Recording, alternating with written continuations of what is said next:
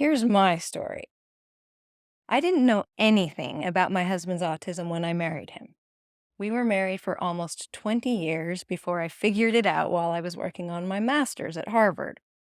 So from there, I went on to do this research, and after I'd done the research, I talked to Tony Attwood about it. And he was a little excited about it because these people who I'm calling the high body empathetics are also a group that he recognized in his own clinic and that he calls extreme neurotypicals.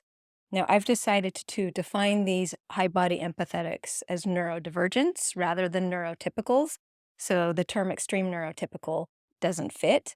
But Tony Attwood and I were getting at the same idea, and that is that there is this different group of people who have a different way of seeing the world, who are commonly in these families and also in these relationships.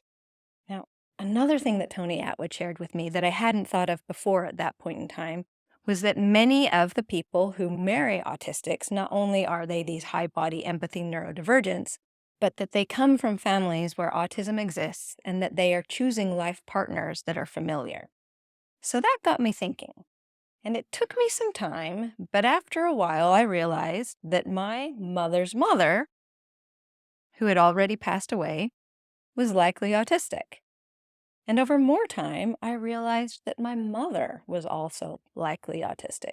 And then that two of my siblings were also likely autistic. Now, please keep in mind that in my family, this was all level 1 autism, and that level 1 autistic adults don't necessarily run out and always get diagnoses. Yet, the impact of autism on the other family members and the impact of neurodiversity inside a family is so great.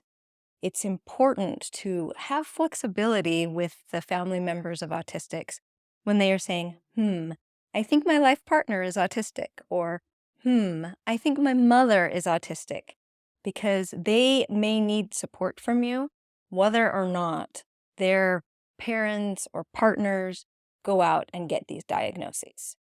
But all of this is to emphasize that level 1 autism is very difficult to recognize. I know I am just one person, but I am one person who fits into this model.